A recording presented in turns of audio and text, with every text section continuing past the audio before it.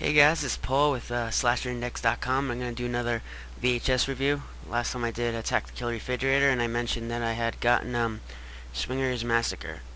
And I just watched Swingers Massacre. Well, at least as I could watch.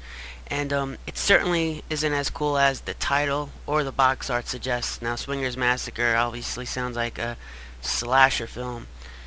It's not, and it suffers from a problem that a lot of VHSs suffered with in the 80s, at least ones that marketed itself as a slasher film.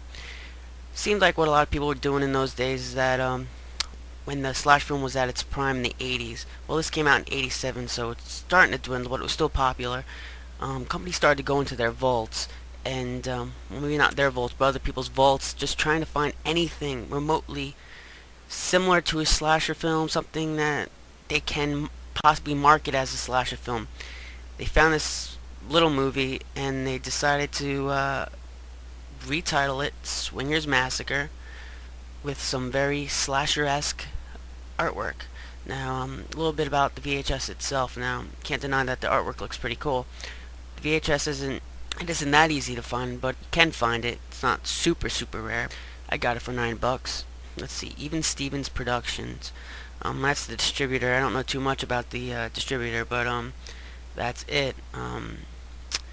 As for the artist, the guy who did this art is Ferguson III. Now, I looked him up online, and the only artist I found that spells Ferguson that way and has the third at the end has died in 95. So, I guess it's fair to say that was the Ferguson who made this artwork, but he's dead, so we can't ask him what inspired him to make this very cool artwork.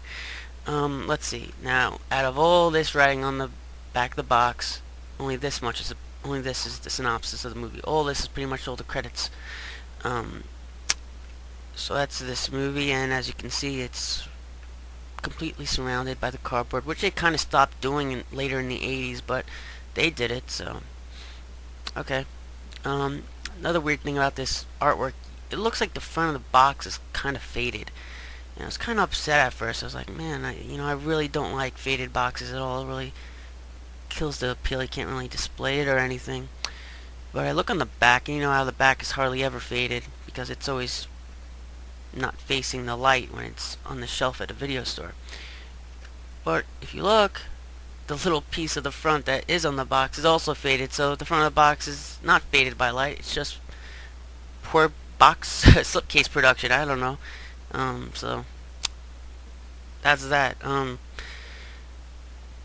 It's about the movie itself. I don't know. It's nothing remotely close to a slasher film. It's very 70s. The movie was made in what year? I don't know, like 75 or something. I'd have to look it up. I don't know. It was made in the 70s. It's very 70s. The music is 70s. The clothing, I mean, it's a movie about swinging, and the production company of the movie is called Cinema 70s Productions, so, you know, it's a very 70s production. Pretty much what it's about, it's this guy who's bored with his marriage, and he wants to get his wife into swinging, and she doesn't want to do it at all. She only loves her husband, she only wants to be with him, that whole thing, and he eventually gets her to go to these swinging clubs, and they go to a party, and after this whole big fuss of trying to get his wife to go swinging, he can't, get an erection at the party. But all the guys love to be with her, so it's a weird twist of events. Now he gets jealous that all the guys want to be with his wife, and he can't get any action because he can't get it up. So he gets jealous and he starts, killing some of them. If you want, don't even think of killing as in body count kind of killing. It's just one guy he locks in a car and the exhaust kills him. I think two guys. Another guy I think tries to poison. But that's the movie. The movie is just like swinging was kind of like a fad in the 70s. That 70s show even did an episode on swinging. The print itself, it's very dark. There's no introduction from Even Stevens. It just goes straight into the movie.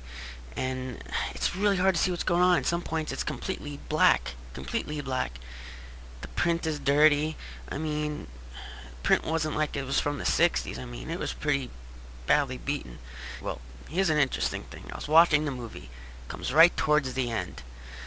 He was about to kill another guy by poisoning him, putting like, I don't know, crushed up pills or something in his drink or whatever. And my VCR stops and starts rewinding the tape, and I'm like, what the hell's going on? I was watching the movie. Okay? And I look at the VCR, it's rewinding.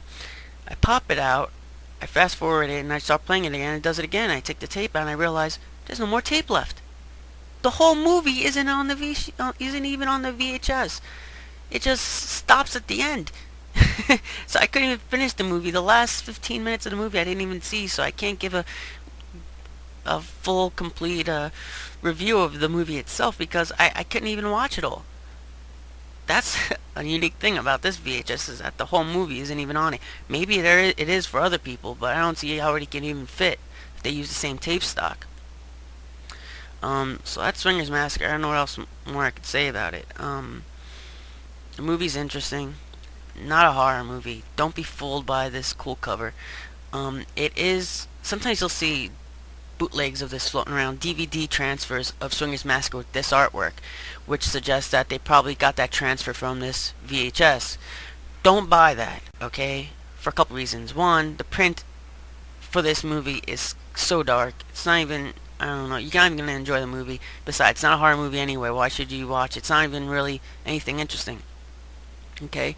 And second of all, why not to buy a bootleg of this movie is because it's already on DVD.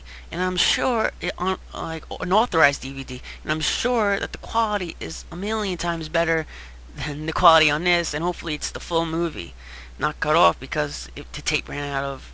The VHS ran out of tape. So... It's under the alternate title, which I don't remember. It's something... I don't remember what it was. But look it up.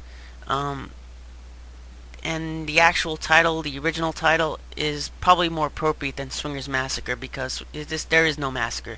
He kills like 2 or 3 people. That's it. It's nothing spectacular. No massacre. There's more blood on this case, and there's the word massacre, than there is in the movie. Okay, so...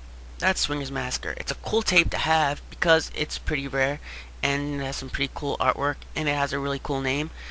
But that's it. The movie is not worth watching unless you're interested in like sexploitation, if you even want to call it this a sexploitation film. But if you are interested in watching the movie and not really in having the VHS, don't buy this VHS unless you're a collector. Buy the DVD under the alternate name. Go on IMDb. It has the alternate name on there, and I found it on MoviesUnlimited.com. Has a DVD, and some other websites have it. So buy that DVD. I'm sure it has to be better than this. It just has to. This is pretty bad. All right. So that's with Swingers Massacre. Not much more I could say about this film. That's it with this. So hopefully I can get some more reviews up. I had a lot of fun doing the previous one, so I'll do another one. Alright, video update. Seems like it's in time for a video update, like I said earlier. So that's it with me. Have a good night. Once again, keep a lookout for this VHS because it's cool, but the movie's not. And that's it with me. I am Paul, and check out Slasher Index for its updates, and have a good night. We call the chicken bag. The one that delivers.